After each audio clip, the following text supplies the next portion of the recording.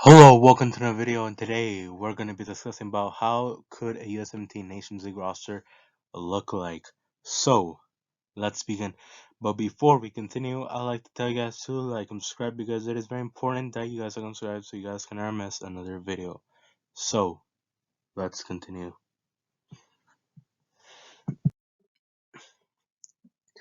So let's start over with quickly with the Nations League overview. Okay, so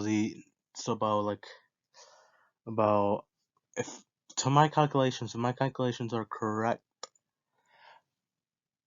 the the final four for the Nations League should be in about like 3 something weeks. So obviously it's gonna be pretty quick.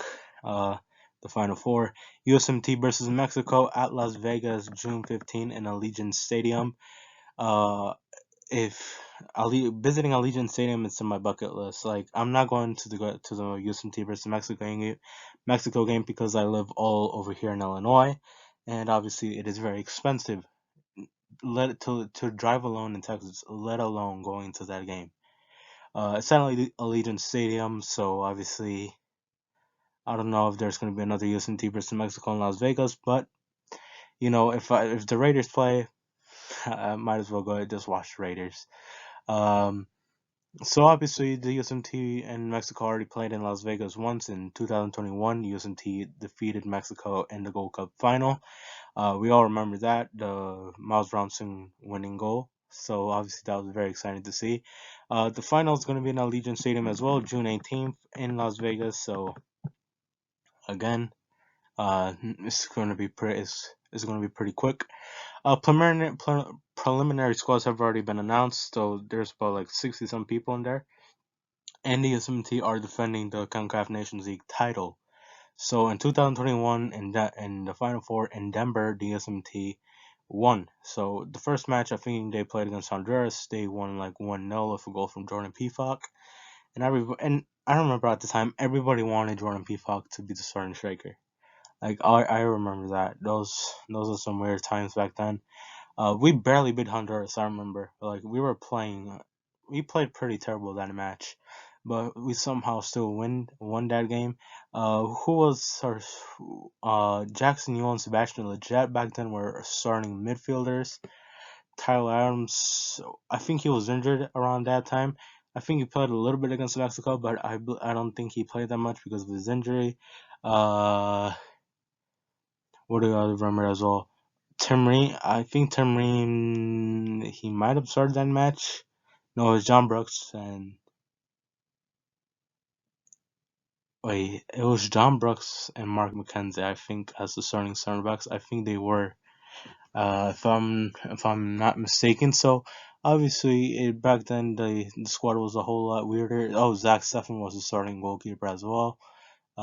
Josh Sargent was the starting striker as well. Um, so obviously the pool back then was a little bit shallow, but this team is a whole lot more deep. The USMT versus Mexico, obviously match. I think we're gonna be winning that match like 2-0, and I think in the final, obviously Canada are gonna beat. They're gonna beat Panama. Like there's no way Panama can beat Canada. Let's be real over here. Canada got really lucky that they're not playing us or Mexico. Like they're so lucky. So obviously So this is the game that basically says, hey, you're gonna be playing against Canada in the final, because obviously Canada are going to destroy Panama, but I think the final will be U.S. versus Canada, and I think we should be able to win that match pretty comfortably against Mexico. With the if we decide to bring our best players, so here is the players that I think we should bring to Las Vegas. So goalkeepers, Matt Turner should be obviously be the starting goalkeeper in the final four. Obviously, he has been the most consistent goalkeeper by far. But Ethan Horvath's going to be playing Premier League. Is going to be a Premier League goalkeeper next year. So obviously, and he was the starter at Luton Town. So obviously, it would be pretty interesting to see if Ethan Horvath will still be the starting goalkeeper for Luton Town. And if he does be the starter for Luton Town, I can see Ethan Horvath real quickly taking over that starting goalkeeper position over Matt Turner. It depends on how Ethan Horvath's form is, obviously. if he's conceding a whole lot of goals. I can still see Matt Turner being the starting goalkeeper. But let's say if Ethan Horvath carries his championship form over to the Premier League, we could be expecting Ethan Horvath to be the starting goalkeeper for our national team real soon. Zach Steffen has going to be getting a transfer pretty much away from Man City. That's what I think. So obviously that'll be pretty exciting to see as well. So obviously the goalkeeper race is a little bit more interesting than what it was at the start of the World Cup. Obviously, it's the same three goalkeepers, but obviously how their career trajectories are going by now. I think we're gonna be inside a year. This position will be a whole lot more interesting. I'm gonna tell you that. So obviously next is gonna be the center backs. If I chose the starting center backs, I'd probably choose John Brooks and Chris Richards. Both for me have been the best center backs in this season. Chris Richards, when he was starting for Crystal Palace, he looked pretty decent. Mark McKenzie had a great season at Genk, so I wouldn't be mad if he starts. Miles Ronson has been up and down for Atlanta United, but I can trust him finding his form by June. So obviously, um, I have some trust in Miles Ronson. Honorable mentions can be Austin Trusty. Austin Trusty had a pretty good season. If Birmingham didn't have him, trust me, Birmingham we're probably having nearly relegated to the League One. So trust me, Austin Trusty had a big part of them staying up in the championship. Um, Walker Zimmerman, obviously I can see Walker Zimmerman making it here. I don't know. He and Miles Robinson are going to be we're going to be one of the four center backs. Austin Trusty, I can probably see him as well. Um, I think it's going to be Walker Zimmerman and Austin Trusty replacing both John Brooks and Chris Richards. But this is my list, so I'll be choosing John Brooks and Chris Richards. So obviously this will be a really really exciting group of center backs. Next is going to be the fullbacks. For me, the starting fullbacks are still Jedi Robinson and Sergio Dest. If Brian Reynolds gets to transfer to a to a league with better competition in it, I can see Brian Reynolds being the starting right back real soon. If he does start, Joe Scally had a pretty decent season last season in the Bundesliga, and Brian Reynolds had an amazing season in the Belgian Pro League. Sergio Dest, obviously, he is going to get a transfer away from Barcelona. He had a pretty terrible season abroad. Jedi had an amazing season abroad. Um, so the back four will be Jedi Ronson, John Brooks, Chris Richards, and Sergio Dest. In my opinion, it should be that. Obviously, if Tim Ream was healthy, Tim Ream will be starting over John Brooks, and it will be an even better back line. Unfortunately, Tim Ream's going to be injured, so I don't know if he's going to be back before the Gold Cup. Hopefully, he is. Honorable mentions for me are Marlon Fossey and John Token. Marlon Fossey had a great season as well in the Belgian Pro League. John Token has been having an amazing season in MLS. If I'm going to be honest, I think John Token should be getting transferred this summer. I think he's already ready. Um, I don't know what New York Red Bulls are waiting for. I think they should just sell him. I don't think they're making the playoffs by the way they're playing. So just sell the man. Just sell John Token. Just sell him. Uh, Obviously, this is going to be a very exciting group of defenders. So obviously our backline is going to be amazing coming into the final four. Midfielders, obviously, it's going to be Weston McKennie, Yunus Musa, Luca Del Torre, Giovanni Reina, Johnny Cardoso, and Tyler Adams. So this is a very exciting group of midfielders. Uh, I think my starting three will probably be Tyler Adams if he can make it. I don't know. Tyler Adams was injured, so I don't is injured as of right now, but I think he can make it by the final four. He should be able to make it. Yunus Musa obviously should be the starting as well. He had a pretty up and down season at Valencia, but obviously Valencia were terrible this year. So obviously they weren't doing him any justice. Gio Reyna had an amazing season off the bench for Borussia Dortmund. Every time this man came off the bench, he would score a goal, a winning goal, or he'll make an assist. He made two clutch assists in the last match day for Borussia Dortmund, but Borussia Dortmund still found a way to choke. So obviously, I don't know what Borussia Dortmund thinking. They didn't even start Jude Bellingham in that match, so they must have been smoking something really hard. They must have been smoking something like it's beyond me how Borussia Dortmund are so stupid. Obviously, I can see Weston McKennie probably starting. Luka Del Torre, probably not. He had a pretty up and down season at Celta Vigo. Johnny Cardoso should be making this roster. I think for the way he's been playing in Brazil, I think he should be making this roster.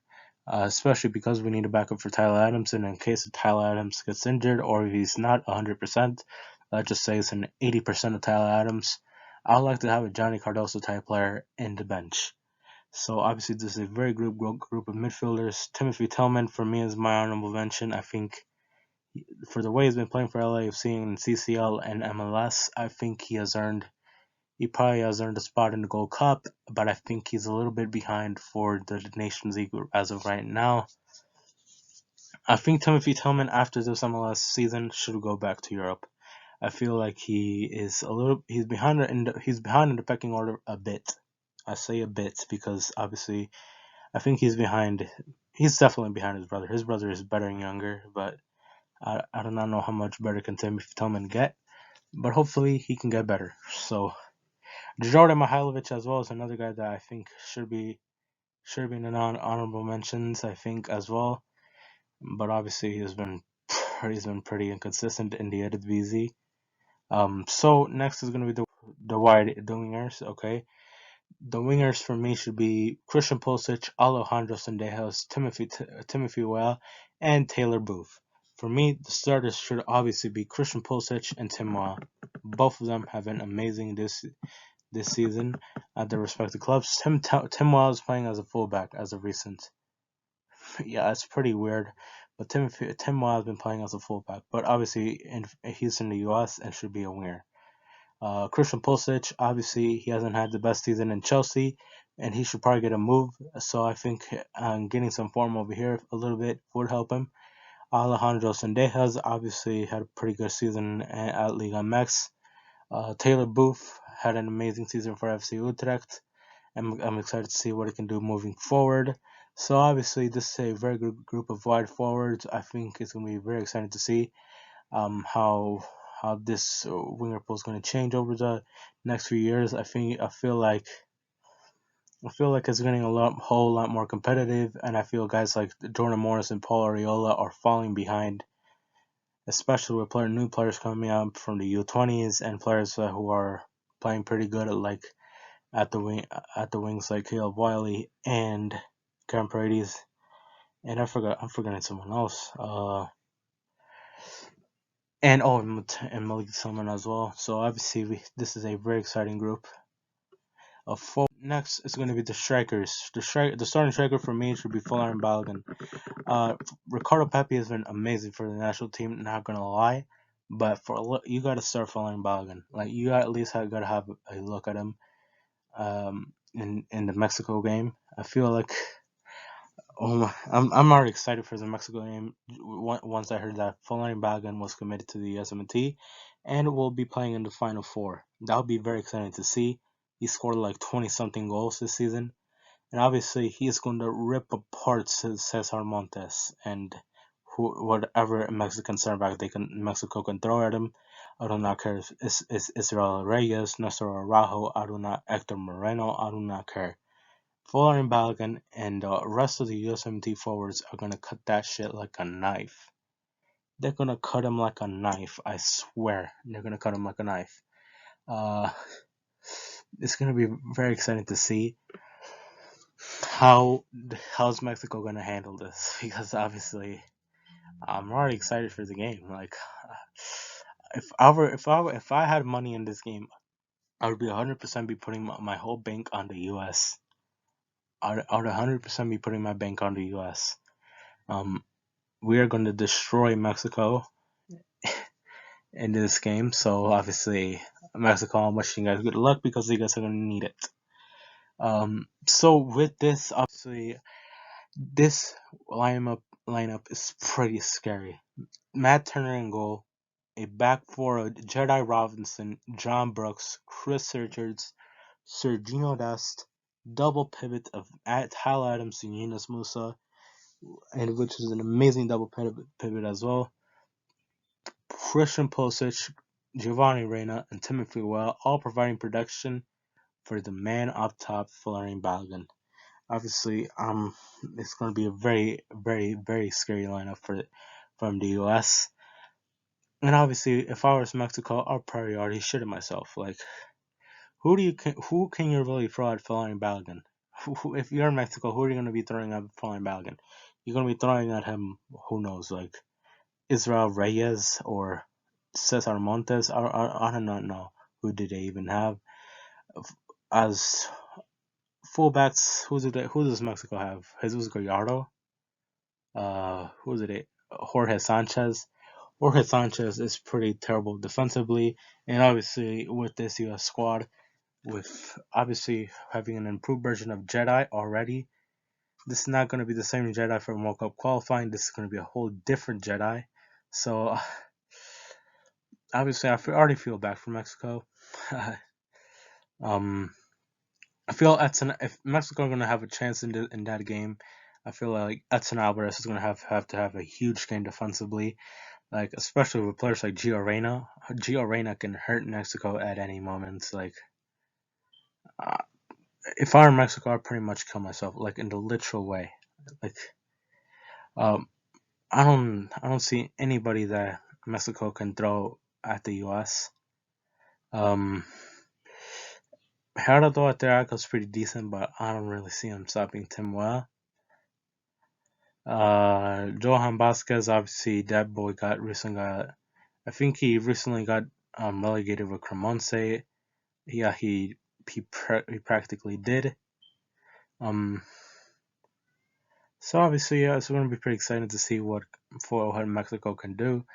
Obviously, midfield again, they're going to be outclassed totally. Who are you gonna like? If you're starting Luis Chavez, who's your best midfielder, I don't think Luis Chavez is better than Yunus Musa. I don't really think he is. Edson Alvarez, although he's been amazing, I don't know if he can stop all those forwards that the US have. Pineda, he's been playing great, but he plays in Greece. That boy plays in Greece. That does not count at all. Forwards, who Mexico have an inconsistent Irving Lozano. So obviously this is going to be very fun to see. The US is probably going to win like 3-1. Let's be real over here. Canada in the final. Canada, again, it's not much better. Let's be real over here. Defenders, who does Canada really have? Their only good defender, in my opinion, is Alistair Johnson, because the rest of the center backs are pretty much playing MLS. You're going to be relying on Richie Larea to stop Christian Pulisic. You're going to rely on that. Again, Estacio has been pretty good in the Portuguese league, but obviously you're going up against a midfield that Gio Reyna, Tyler Adams, and Yunus Musa. It's not fair. Who are you going to throw at them? Mark Anthony K. Forwards, I think forwards is where Canada's the most dangerous. They have Alphonso Davies and Jonathan David. However, yeah, I don't really see Tajon Buchanan hurting the US anytime soon, especially with the season he had in Belgium. So obviously, I feel like we should win this with pretty much with ease. If we decide to bring our best players, if Anthony Hudson decides to bring our best players, hopefully he doesn't decide to be a total idiot and choose players like Jordan Morris and Christian Roldan, and still decide to bring Aaron Long to these games. Just bring the best. Just bring the best. That's all I'm asking for, Anthony Hudson. That's all I'm asking for. Bring the best players. That's all. That's all we need. So obviously, this squad is going to be pretty exciting to see in June. So thank you guys for watching. See you guys in the next video. Goodbye.